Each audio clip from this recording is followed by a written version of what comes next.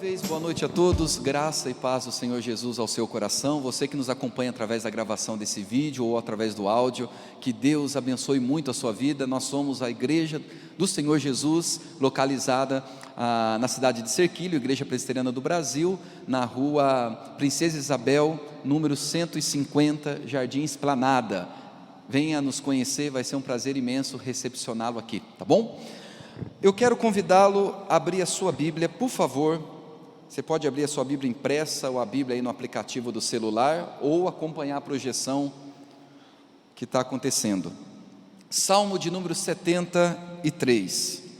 Enquanto você procura o Salmo 73, deixa eu falar de um fenômeno que acontece na vida de todo ser humano.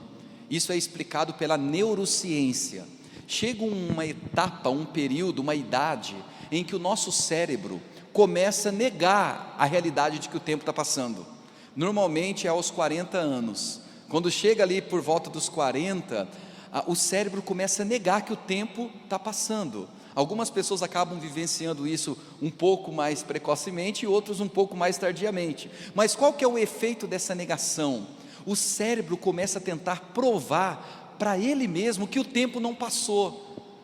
Aí ele começa a ter algumas atitudes de adolescentes. Você deve perceber às vezes a pessoa que quando vai chegando próximo aos 40, um pouquinho mais, um pouquinho menos, começa a fazer coisas que não fazia. Por exemplo, vai para a internet nesse tempo e começa a postar fotos e mais fotos, fotos em que a pessoa percebeu que ficou um pouco mais bonita, atraente, ou usa aplicativo e de repente é uma outra pessoa através do aplicativo, mas a mente dela está convencida que ela é aquela pessoa do aplicativo, com a pele parecendo uma cute de pêssego e assim por diante. Por exemplo, tem pessoas que nessa idade, para tentar provar que o tempo não passou, começam a buscar relacionamentos com meninos e meninas mais novos, e é nesse período que muitos acabam estando muito propícios até à traição. Isso não é uma justificativa e um legitimar do ato, mas é uma confusão que nasce na mente da pessoa, tentando provar que ainda é um adolescente, que o tempo não passou. Então passa a se vestir como um adolescente. Já viu? O pessoal que já tem uma certa idade começa a se vestir como adolescente, começa a falar como adolescente, posta foto como adolescente, começa a frequentar lugares como adolescente, começa a falar como adolescente. E eu não sou diferente. Eu, nos meus mais aí de 40, achei que eu era um grande adolescente jogando futebol, tentando provar que o tempo não passou. Virei o meu pé, e nesse virar do pé estava uma bola, estava inchado. Por que eu estou falando isso? Eu estou justificando porque eu vim com essas sandálias parecendo as sandálias de Moisés. É porque não está servindo tênis no meu pé, não está cabendo sapato, então coloquei essa sandália. E pode acontecer o que aconteceu com Moisés. Lembra quando ele teve aquele chamado de Deus na sarça? O que Deus falou para ele? Tire as sandálias. Se você perceber alguma coisa aqui embaixo assim, tem essa razão, porque está doendo e não está cabendo aqui na sandália. É por isso, tá bom? Você pode vir de sandália, não tem nenhum problema. Eu estou justificando porque eu estou com esse sandalhão aqui na frente, antigo, e é o único que coube nesse pé que já não é pequeno e agora inchado, está parecendo a bola que eu tentei assim fazer o gol e não fiz. Então estou justificando porque desse bendito chinelão aqui no meu pé. Abriu no Salmo 73? Dito tudo isso, preste atenção na leitura. Com efeito, Deus é bom para com Israel, para com os de coração limpo. Quanto a mim, porém, quase me resvalaram os pés. Pouco faltou para que se desviassem os meus passos, pois eu invejava os arrogantes ao ver a prosperidade dos perversos. Para eles não há preocupações, o seu corpo é sadio e nédio. Não partilham das canseiras dos mortais, nem são afligidos como os outros homens. Daí a soberba que os cinge como um colar, e a violência que os envolve como manto. Os olhos saltam-lhes da gordura, do coração brotam-lhes fantasias. Motejam e falam maliciosamente, da opressão falam com altivez. Contra os céus desandam a boca, e a sua língua percorre a terra. Por isso o seu povo se volta para eles, e os tem por fonte de que bebe a largos sorvos. E diz: como sabe Deus? Acaso há conhecimento no Altíssimo? Eis que são estes os ímpios, e sempre tranquilos, aumentam suas riquezas. Com efeito, inutilmente conservei puro o coração, e lavei as mãos na inocência. Pois de contínuo sou afligido e de cada manhã castigado. Se eu pensar em falar tais palavras, já aí teria traído a geração de teus filhos. Em só refletir para compreender isso, achei muito pesada a tarefa para mim, até que, versículo 17, preste muita atenção, até que entrei no santuário de Deus e atinei com o fim deles.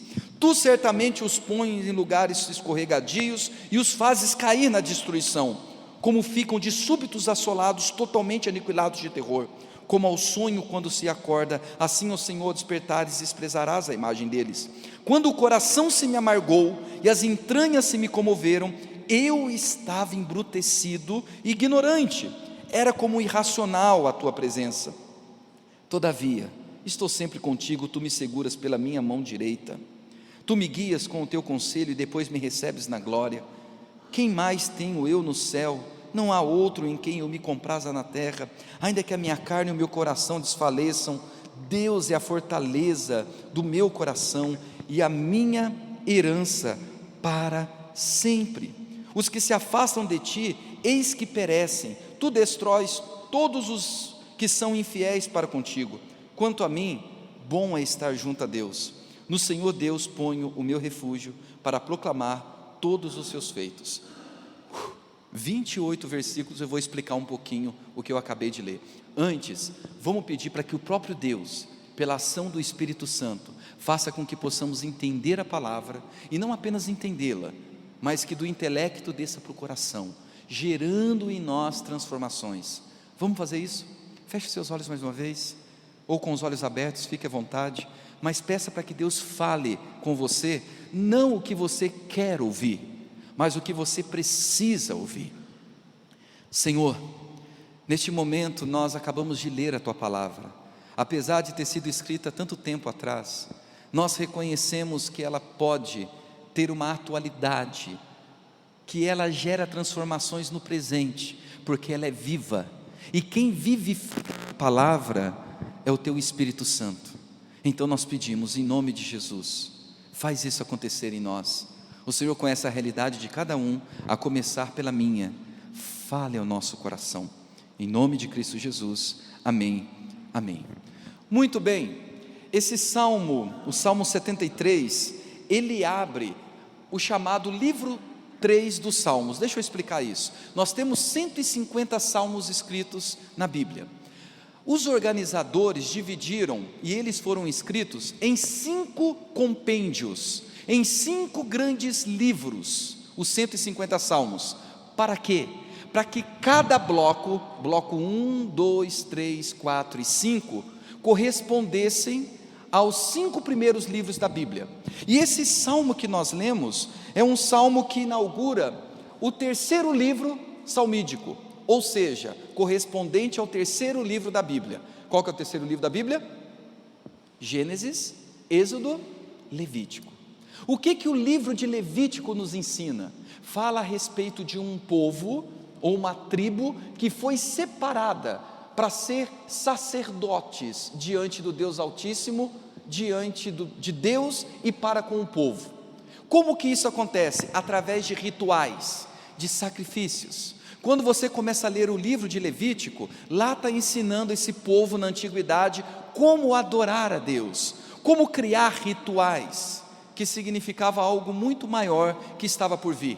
E agora nós temos o salmista dizendo assim: você quer viver a mesma essência do que um levita vivia? O tema de Levítico é adoração, é culto a Deus. Então, a partir do Salmo 73 até o 89, todos eles correspondem ao livro de Levíticos. Se eu quero entender o que Levítico diz para mim, eu preciso olhar para esses salmos. E esse salmo está dizendo o seguinte: saiba que adorar a Deus não tem a ver com rituais que acontecem num determinado lugar, mas um estilo de vida que você vai vivenciando no seu dia a dia. E é muito interessante que em todos esses salmos do livro 3, desse 3º bloco, aparece a palavra santuário, templo. Estar num templo, num lugar físico, era muito importante para eles, estar no templo de Jerusalém.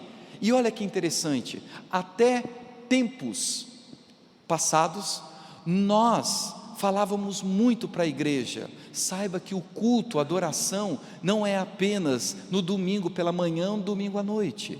Saiba que adorar a Deus não tem a ver com estar apenas dentro de 4 paredes, onde nós cantamos, onde alguém vem à frente e comunica, e explica a Bíblia. Não, adoração a Deus acontece todos os dias. Lá no teu ambiente de trabalho você está cultuando a Deus, você está adorando a Deus. O apóstolo Paulo vai nos falar a respeito disso, que por exemplo, aqueles que são colaboradores, subordinados, usando um termo mais antigo, um empregado, ele não deve trabalhar pelo fato de que tem supervisores sobre ele. Ele não deve fazer o melhor apenas quando é cobrado, quando é visto, quer sejam por câmeras, eu estou atualizando, ok? Quer seja por alguém que está próximo, mas ele tem que ter a consciência que eu estou trabalhando e vou fazer com excelência, porque eu faço para a glória de Deus. Então fazer o meu melhor não tem a ver com a promoção que eu posso ter, e se vier, ótimo, mas eu faço o meu melhor, porque eu tenho a consciência que eu estou trabalhando num mundo que pertence a Deus, e eu quero que as pessoas vejam Deus através dos meus afazeres, do meu trabalhar. Então o apóstolo Paulo vai falar para aquela época: você que é servo, trabalhador, faça com excelência, não porque está sendo visto. Depois ele se volta, por exemplo, àqueles que têm a responsabilidade, um cargo de supervisionar outras pessoas, os patrões, ou naquele tempo os servos. Ele vai dizer assim: não use do poder que você tem dentro do ambiente de trabalho para oprimir, para amedrontar, para fazer com que os seus empregados, servos, colaboradores produzam através do medo. Não fique ameaçando, não fique se achando melhor e fazendo com que eles produzam por causa do cargo que você tem, através de ameaças. Não faça isso, porque Deus não faz acepção de pessoas. Então não comece a olhar para as pessoas pela produtividade delas, mas por quem elas de fato são. Isso é revolucionário, principalmente para o nosso tempo, onde as pessoas são medidas pela produtividade. Esse é o espírito do capitalismo selvagem. Quando eu falo capitalismo selvagem, tem a ver com: eu meço o seu valor por aquilo que você produz, não por aquilo que você é. E na concepção da fé cristã, nós não medimos ninguém por aquilo que ela produz ou deixa de produzir, mas nós medimos pessoas, porque são feitas à imagem e semelhança do Criador. Então o apóstolo Paulo vai dizer: cultuar a Deus não é apenas no templo, é no ambiente de trabalho, é no relacionamento, esposo, esposa, filhos, pais, filhos. Então até tempos passados, nós falávamos isso. Saiba que você precisa cultuar e adorar a Deus quando sair por essa porta, no seu dia a dia, no ambiente acadêmico, escolar, de lazer, de amizades, de trabalho.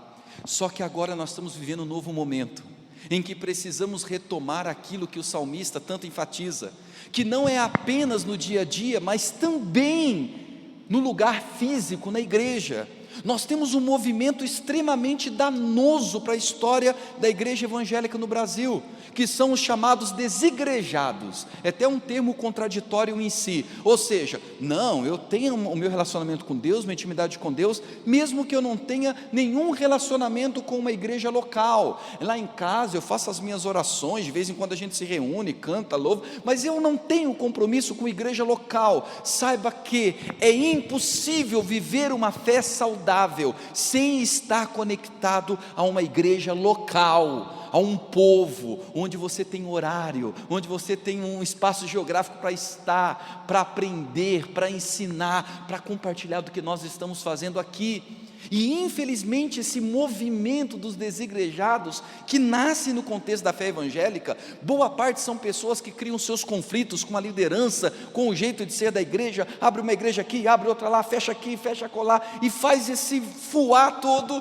Por fim, vai fazendo com que as pessoas acreditem que não é necessário ter um local. É verdade, tem locais extremamente danosos, doentis, que as pessoas têm que fugir desses lugares, senão a alma adoece, vem opressão, como nós falamos domingo passado.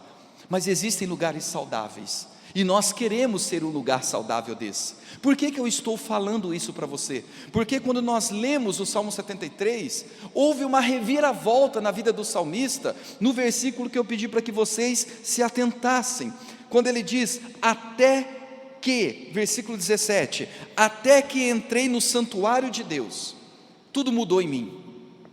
Nós vamos ver como que ele estava, quando ele participou de um encontro como esse. Alguma coisa aconteceu no coração e na mente dele, ele teve um start, parece que virou uma chavinha dentro dele, e a partir de então, ele começa uma nova história. Eu acredito que novas histórias começam e recomeçam, quando pessoas se prontificam a estar num local de encontro tal como esse. Todos nós somos igreja porque estamos em Cristo, mas o apóstolo Pedro deixa bem claro, somos pedras vivas, e quando você se une a outras pedras, se constrói o templo espiritual. Isso mostra que ninguém pode vivenciar o ser igreja sozinho, em casa, isolado. E eu espero que esta noite, isso fique muito claro para você, a importância de você estar conectado, estar caminhando, construindo uma história, e por mais que não seja do jeito que você gostaria que fosse, e que bom, porque se a igreja, tudo que acontece, fosse do teu jeitinho, não seria do jeitinho do outro, porque nós somos diferentes, e o grande desafio é, apesar das diferenças, eu entendo a importância do estar junto. Agora, o que aconteceu na vida desse homem? Atenção para o primeiro versículo, que ele vai dizer assim, com efeito, Deus é bom para com Israel. É como se ele falasse, Deus é bom para com outros, mas comigo não é bem assim. Quando eu começo a analisar, comparar, olhar à minha volta, parece que Deus é muito bom com o fulano, Deus foi muito bom com a fulana, com quem eu cresci, poxa vida, arrumou um relacionamento legal, está casada, está com filhos, mas parece que comigo o negócio não foi bem assim. Tenho amigos com quem eu estudei, que parece que a vida financeira deu uma decolada, eu olho para mim e parece que o negócio não foi bem assim. Deus é bom para com alguns e comigo o negócio não é bem assim. É isso que ele está dizendo, Deus é bom para com Israel, quanto a mim, o negócio é diferente. E o que eu quero compartilhar com você essa noite, sempre que nós não reconhecemos a bondade de Deus, isso tem algumas consequências, e é como se fosse um efeito dominó. Sempre que nós não reconhecemos a bondade de Deus, e no final você vai entender, que bondade é essa? Afinal de contas, nós estamos num mundo tão caótico, tão desigual, tão injusto, onde aqueles que talvez você se encaixe nesse grupo, que se esforça, que se dedica, não tem o bom resultado, o qual plantou para colher, e aquele que parece que levou de qualquer jeito, teve um resultado melhor do que o seu. Isso não acontece? Às vezes você se dedica, faz da melhor maneira possível, e o resultado não vem da maneira que aparentemente deveria vir, mas aquele que não se dedicou, e que no seu conceito não merecia, tem um resultado melhor. Que mundo injusto é esse? Que mundo é esse que quando eu planto bem, muitas vezes eu colho mal, e tem gente que planta o mal, parece que colhe coisas boas para si. É dentro dessa dinâmica que a Bíblia ousa dizer, Deus é bom. Mas como que Deus pode ser bom? Olha a quantidade de tragédias que acontecem no mundo, assassinatos, estupros. Que Deus esse que é bom? Ou como os filósofos levantaram, ou Deus é bom, ou Ele é todo poderoso e não é bom assim, ou se Ele é bom, Ele não é todo poderoso, porque se Ele é bom, e o mundo está como está, talvez Ele não seja todo poderoso como a Bíblia diz que Ele é, porque nós estamos num mundo caótico. Ou se Ele é todo poderoso como a Bíblia diz que é, Ele não é tão bom assim, porque Ele tem poder e não faz. Perceba esse dilema histórico em que as pessoas levantaram por não conseguir conciliar a bondade de Deus e o poder de Deus.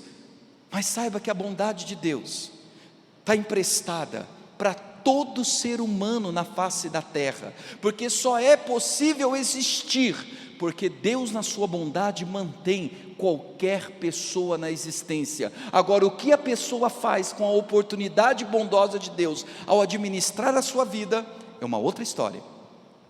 Todos estão sustentados na bondade de Deus. O assassino está sendo beneficiado pela bondade de Deus, que o mantém na existência.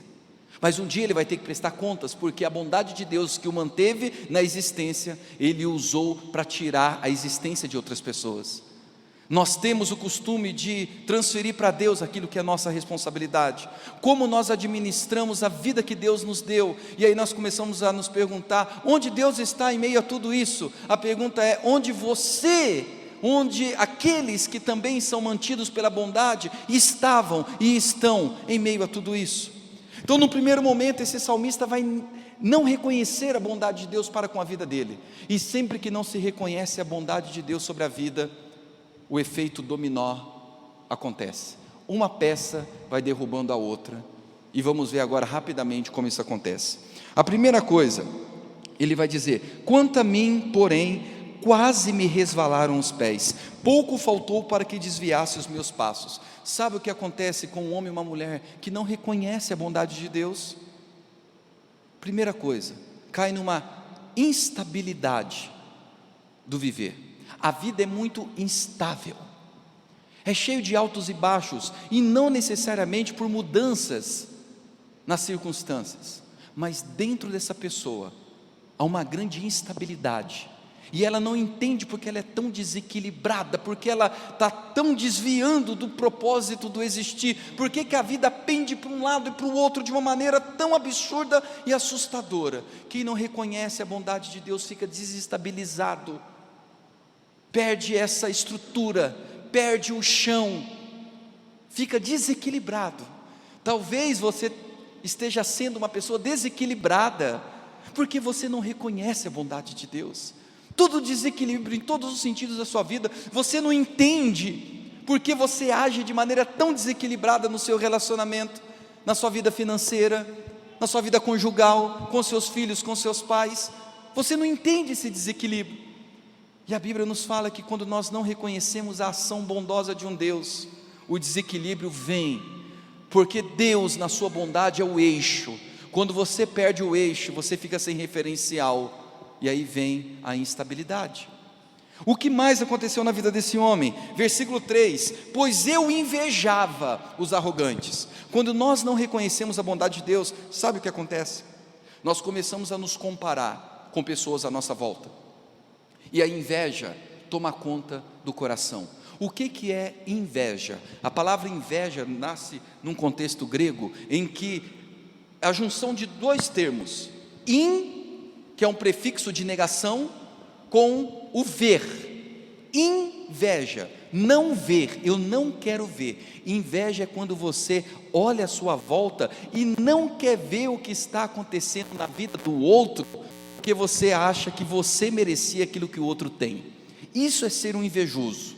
Você passa a olhar e falar assim, não, essa pessoa não pode ter o que ela tem, eu é que tenho que ter. E aí você passa a viver em função para se ter o que o outro tem. Qual que é o grande problema?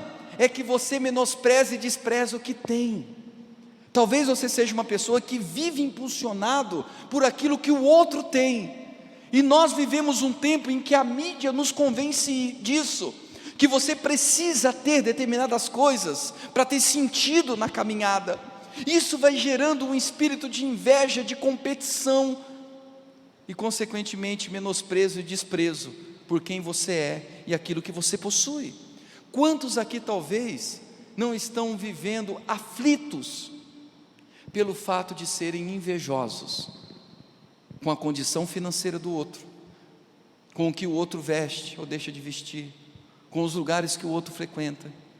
Enfim, a inveja é uma raiz danosa que se aprofunda no ser e começa a frutificar pessoas ingratas com aquilo que tem, menosprezando ou desprezando. Se você reconhecer a bondade de Deus, você vai olhar para aquilo que você tem, mesmo não sendo aquilo que muitos dizem que deveria ser, mas você vai encontrar contentamento, satisfação, realização. Isso não significa que você vai ficar parado no tempo e no espaço não querendo crescer, mas significa que independente de onde você chegue, você encontra realização onde está, com o que tem, mas não reconhecer a bondade de Deus faz com que a inveja domine o coração. E talvez você é uma pessoa muito invejosa, talvez você está afastando pessoas de relacionamento para contigo, porque você é muito invejoso. O texto vai além, ele vai dizer assim: para eles não há preocupação, o seu corpo é sadio e nédio. Quando eu não reconheço a bondade de Deus para com a minha vida, eu começo a me comparar e olhar para os outros e ver o corpo que o outro tem e eu não tenho.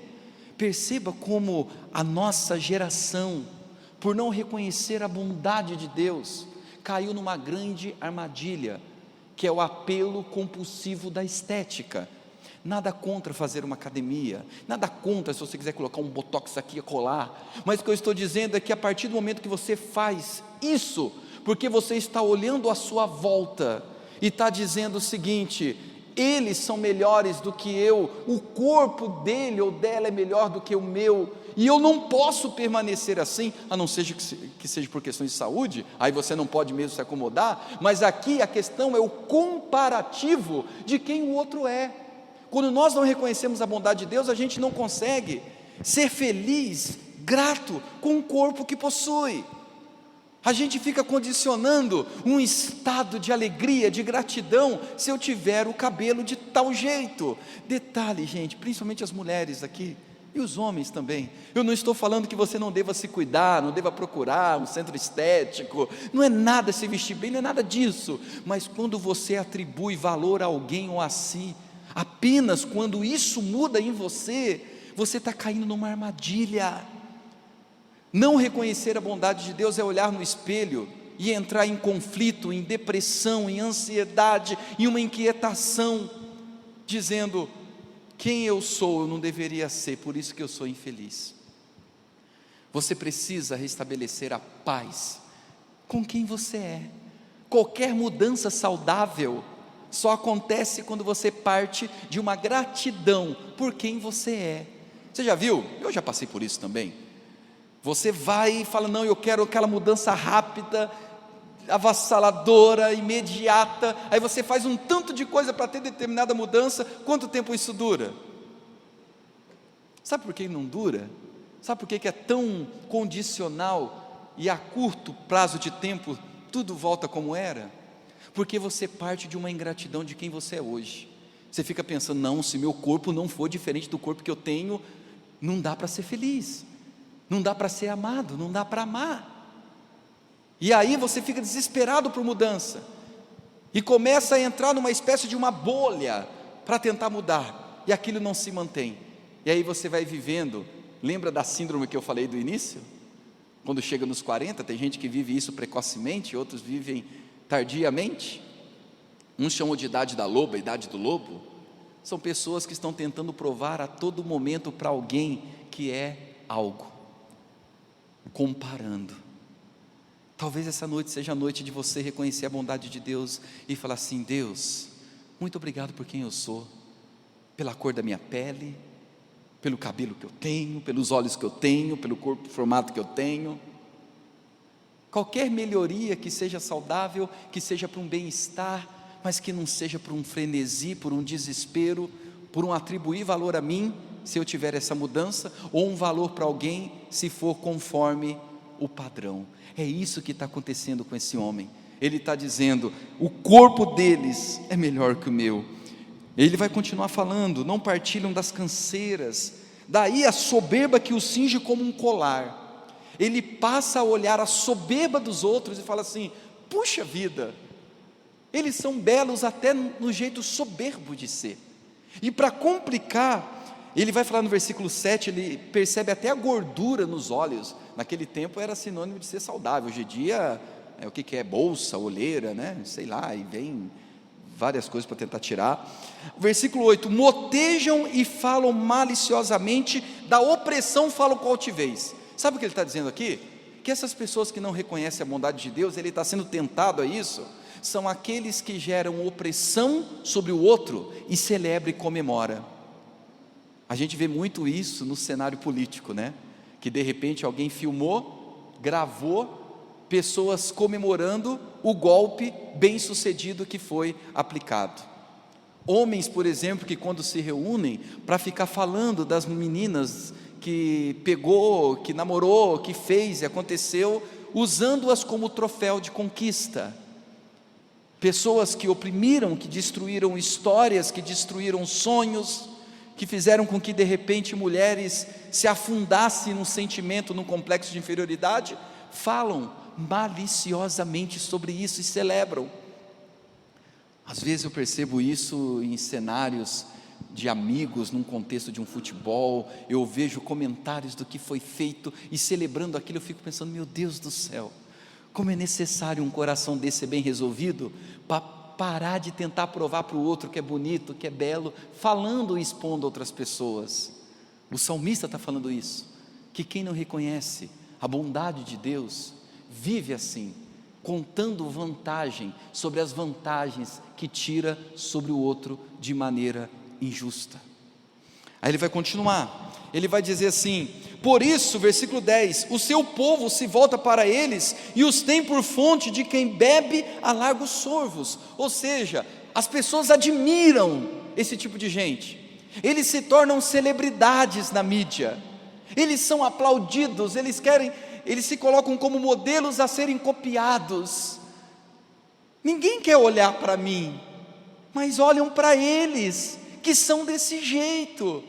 Perceba o conflito que esse homem está vivendo, por não reconhecer que Deus é bom, a bondade de Deus sobre ele.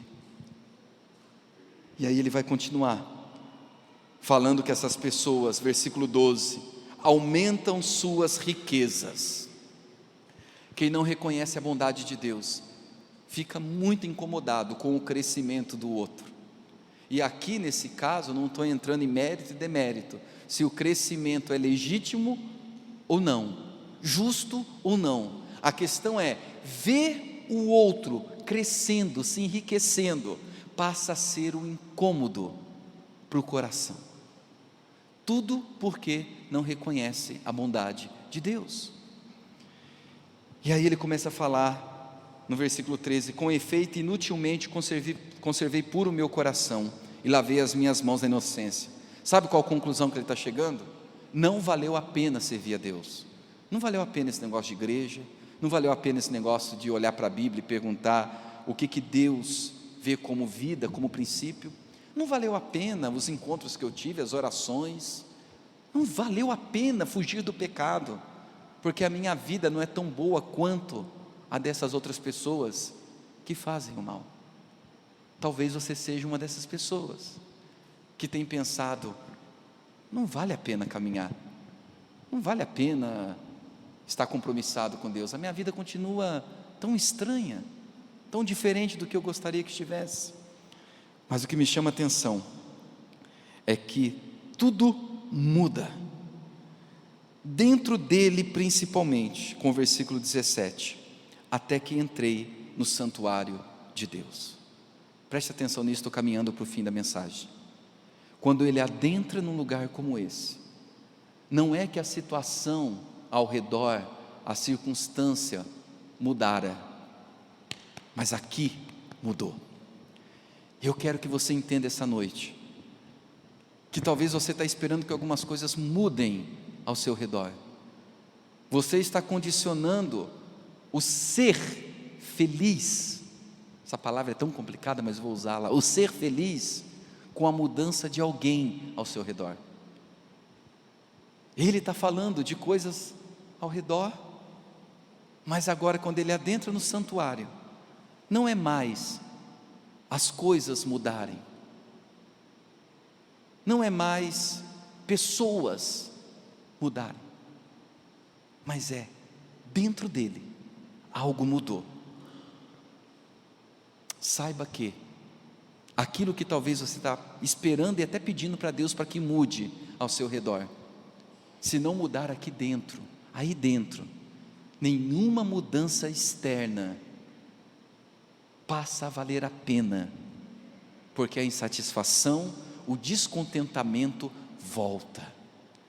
Quantas coisas já mudaram na sua vida, que você orou e de repente aconteceu da maneira que você esperava, mas ainda assim, a insatisfação, o desânimo, o não querer caminhar, o achar que não vale a pena, tomou a tua alma, a tua mente e o teu coração. Sabe por quê?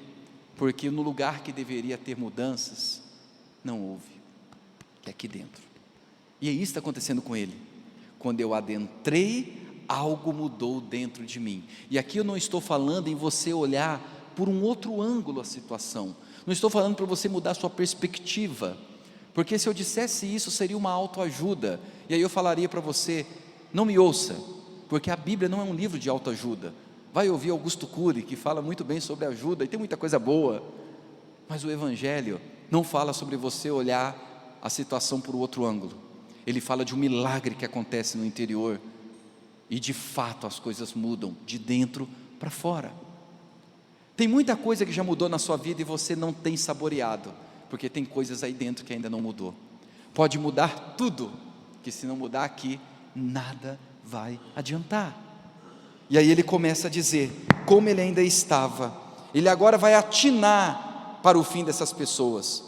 Tu os põe em lugares escorregadios, de súbito são assolados, assim como um sonho quando se desperta, percebe que foi apenas um sonho.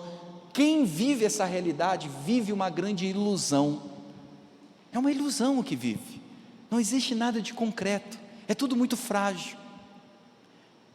E outra coisa que aconteceu no coração desse homem, versículo 21, quando o coração se me amargou, e as entranhas se me comoveram, eu estava embrutecido e ignorante, era como irracional a tua presença. Sabe o que acontece quando você não reconhece a bondade de Deus?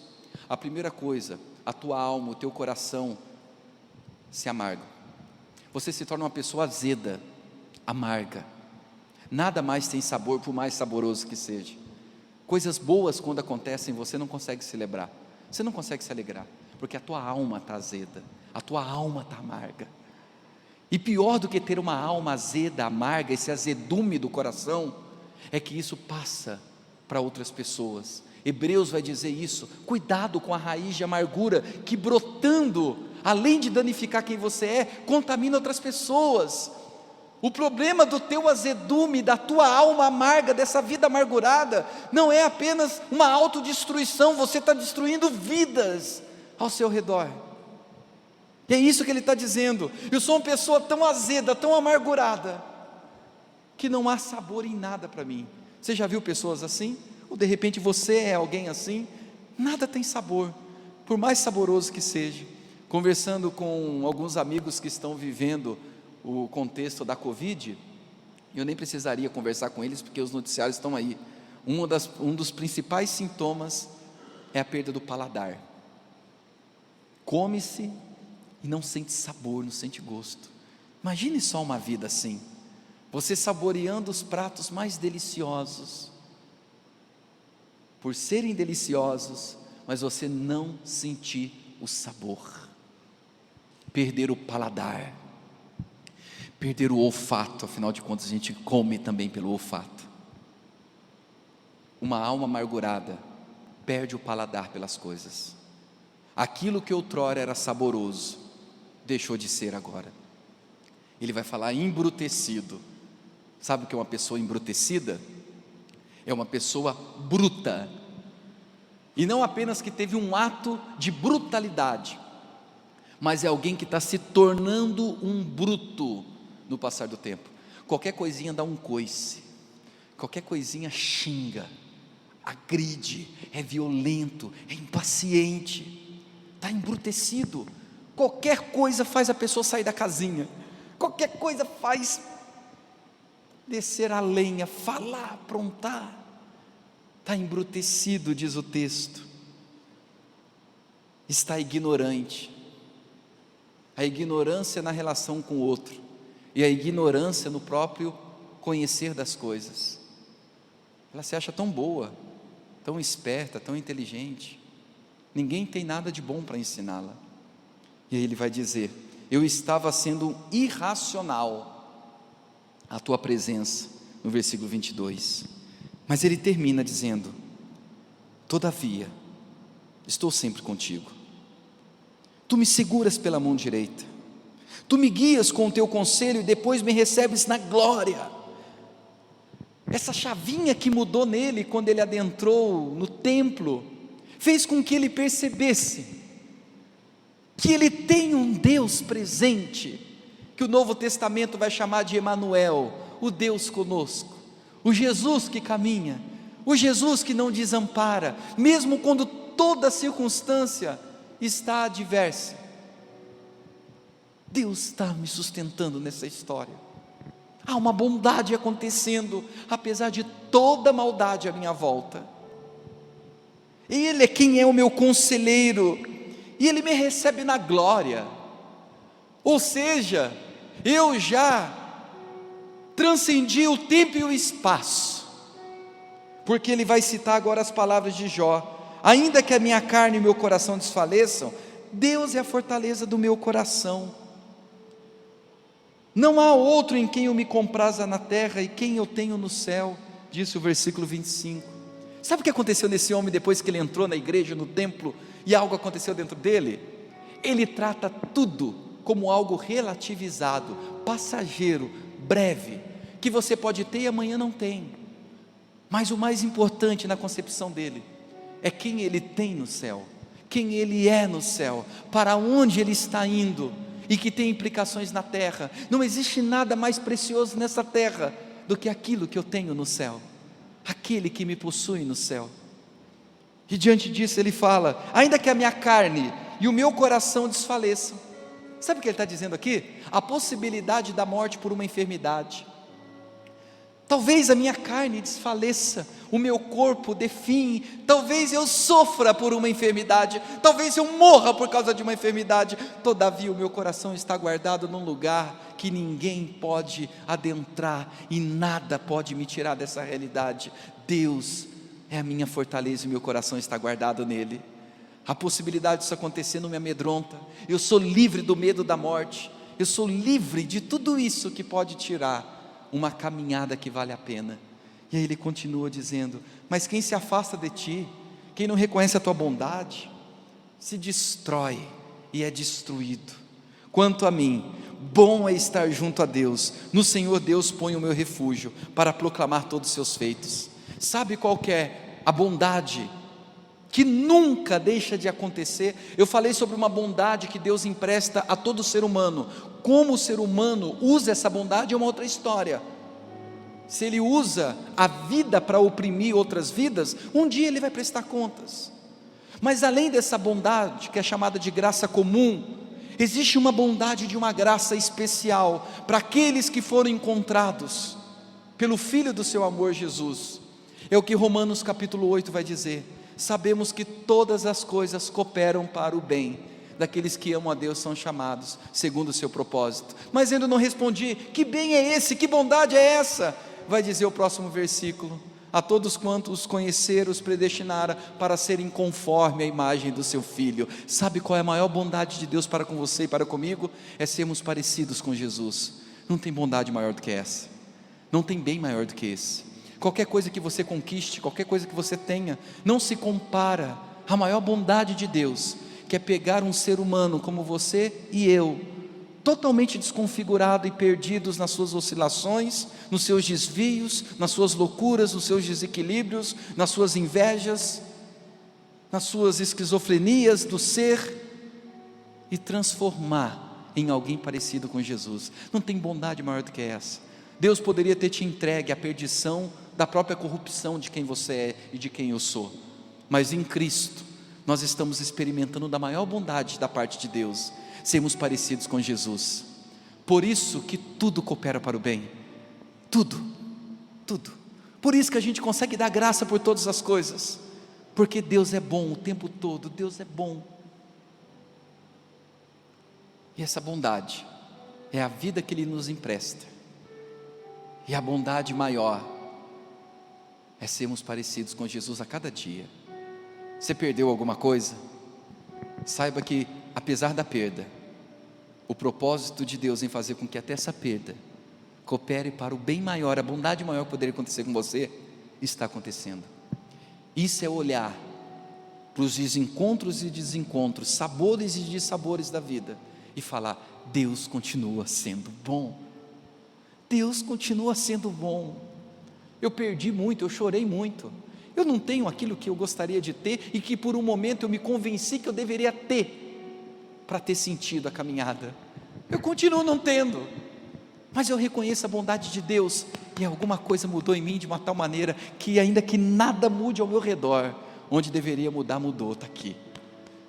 Eu consigo sorrir apesar das lágrimas que me cercam, eu consigo ver a bondade de Deus apesar dos males de pessoas ao meu redor, porque Deus é bom. Fecha seus olhos. Renova-me, renova o nosso coração, renova, Senhor, o coração de cada um que se encontra aqui essa noite. Já não queremos ser igual.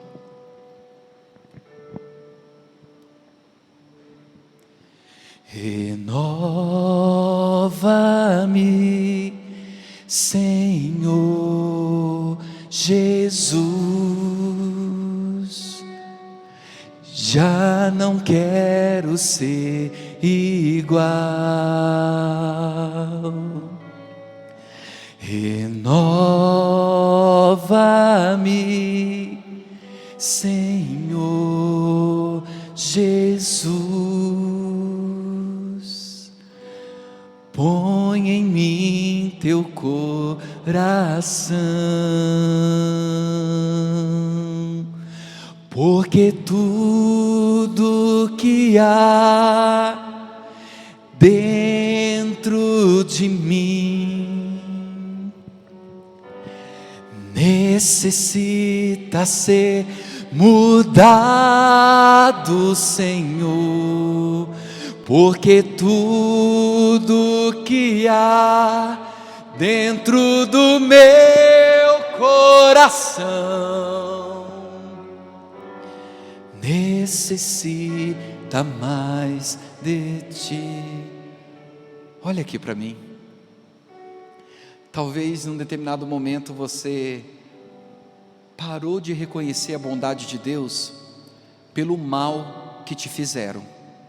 Talvez alguém fez um mal muito grande para você, ou talvez o bem que deveriam ter feito não fizeram, e a partir de então você se tornou alguém que não reconhece a bondade de Deus como deveria reconhecer, por causa do mal que você recebeu, ou da falta do bem que você merecia receber. E a partir daí você perdeu a estabilidade, você se tornou uma pessoa desequilibrada em todos os sentidos, e esse desequilíbrio trouxe sobre a sua vida uma comparação com pessoas, uma inveja, de achar que o outro não pode ter porque você não teve, que o outro não merece ter porque você é quem merece, e passou a viver em função de ter o que outros têm, e consequentemente você não consegue se alegrar com aquilo que você tem, e você passou a olhar para o corpo que o outro tem, e menosprezou, e anda menosprezando aquele que você tem, e está se matando, não por causa de uma qualidade de vida, de uma saúde, ou de um bem-estar, é por comparação inútil, passageira, de padrões de moda ditados por uma minoria controlada, imposta nas passarelas, nas mídias, que vem e vai, e você, por causa desse desequilíbrio, não consegue encontrar um eixo. Talvez você seja uma pessoa que está pensando que não vale mais a pena caminhar na fé, e por isso que você estava tão desconectado, quer seja de uma igreja local, ou ainda que você esteja presente, para você já não vale mais a pena há muito tempo. Você faz quando quer, de vez em quando, ou faz por fazer, mas você acha que Deus não é bom. Talvez o teu coração se azedou, se amargurou, talvez você está embrutecido, trata as pessoas próximas a você que te amam com uma brutalidade no falar e no agir. Talvez você é um ignorante, talvez você seja um irracional. Não tem problema, calma. Deus te trouxe aqui essa noite para que até que aconteça, porque tudo que há dentro de mim necessita ser mudado, Senhor,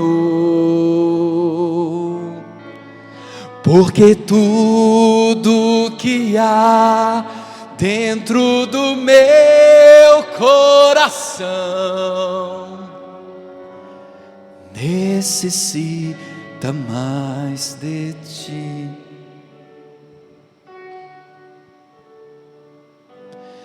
Necessita mais de ti. Senhor, muito obrigado por essa vida tão preciosa que o Senhor conduziu até esse lugar, para que o até que acontecesse. E eu tenho absoluta certeza que essa pessoa não vai sair daqui da mesma maneira que entrou, e vai começar a encontrar o equilíbrio, a estabilidade, o contentamento, a gratidão. Vai deixar de se importar com o que o outro tem e celebrar aquilo que tem, o que pode vir a ter, mas não por inveja. Eu tenho certeza que mentes aqui estão experimentando de uma metanoia, de uma transformação, e pessoas vão olhar no espelho e se alegrar com o corpo que tem, e qualquer mudança que queira ter, não vai ser opressora, não vai ser um alto flagelo, porque a contentação, o contentamento, a gratidão, já vai estar presente na mente, no olhar. Obrigado a Deus, porque tem pessoas que vão parar de ficar inquietas pelo dinheiro que não tem ou deseja ter, e que o trabalhar, o que o lutar, o tentar, o correr atrás, não é para provar nada para mais ninguém. Obrigado, ó Deus, porque eu tenho absoluta certeza que pessoas vão sair daqui dizendo que vale a pena a caminhada na comunidade da fé, vale a pena lutar contra aquilo que conspira contra a vida em nós e através de nós. Obrigado, porque eu sei que pessoas estão sendo tocadas pela doçura do Teu Espírito, e aquele azedume, aquela amargura, aquele amargo, estão simplesmente sendo substituído por esse Espírito dócil. Eu sei que tem pessoas que sairão daqui sentindo o paladar, o sabor das coisas, pela gratidão. Obrigado, porque a ignorância vai ser substituída pela sabedoria que vem do alto, que é progressiva, que vai se aprendendo com humildade no temor do Senhor. Obrigado, Senhor, por tudo isso. Amém, amém. Nós terminaremos esse nosso momento. Aqueles que vieram preparados para contribuir, eu sempre bato nessa tecla: quem pode, contribua; quem não pode, não contribua. Quem pode, ajuda; quem não pode, peça ajuda. Não passe por dificuldade sozinho. Nós vamos usar o que é arrecadado de alguma maneira para te ajudar. Não seja orgulhoso de passar por necessidade sozinho. Nós estamos aqui para te ajudar. E se você pode ajudar, não se omita, não seja avarento, não seja ganancioso, não tenha falta de fé. Não faça isso para que Deus te dê 10, 100, 1000 vezes mais. Isso é tentar barganhar com Deus, não é assim. É uma atitude de gratidão, de reconhecimento, o consagrar dízimos e ofertas. Se você assim quiser, faça com a canção que vai ser tocada. Se você quiser um envelope, levante a mão que um dos diáconos entrega. Se quiser fazer esse envelope, fique muito à vontade. Se não for fazer, permaneça no seu lugar mais um pouquinho, cante essa última canção. Nós estamos dentro do nosso tempo, o intuito é sempre 1h30 no máximo, para a gente aproveitar bem o tempo. São 8h30. Quero agradecer aqueles que estão vindo pela primeira vez.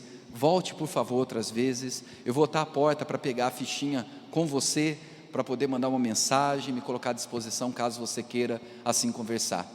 Vou fazer mais uma oração, depois o pessoal vai cantar mais uma canção. Você tem a liberdade de vir ou permanecer um pouquinho. É o tempo de eu sair arrastando esse pé inchado até a porta para me despedir de você, tá bom? Senhor, muito obrigado por cada vida aqui presente. Obrigado por cada pessoa que tem condição de contribuir, que contribua com alegria, com gratidão, percebendo que o Senhor quem é bom e dá condições ao trabalho e fortalece o trabalho. Que não haja, ó Deus, avarentos, gananciosos, egoístas entre nós. E aqueles que não têm condições, que não sejam orgulhosos em passarem pela necessidade quietos, mas que possam compartilhar para que possamos ajudar, ser uma comunidade, uma vida em comum. Quem pode ajuda, quem não pode pede ajuda. E eu quero orar por aqueles que estão, ó Deus, à procura de trabalho. Tire do coração a ansiedade, o desespero, que haja paz, sabedoria, criatividade, de repente para empreender algo, ou para esperar, para procurar com dedicação, mas sem ficar aflito, e que no tempo certo o Senhor providencie. Abençoe, ó Deus, aqueles que têm os seus negócios, que haja a bênção do Senhor sobre eles, e que o amor de Deus Pai, a graça de Cristo Jesus e as consolações do Santo Espírito, e seja sobre você, sobre todo o povo de Deus espalhado na face da terra, até a volta maravilhosa de Cristo Jesus. Amém, amém. Sai do seu lugar, traga a sua contribuição, ou permaneça e cante um pouquinho da canção. Depois se despeça com aquele jeitinho bem higiênico, tá bom? Evite aí abraço presencial, faça uma distância, para a gente colaborar para que esse vírus não se espalhe. Deus abençoe.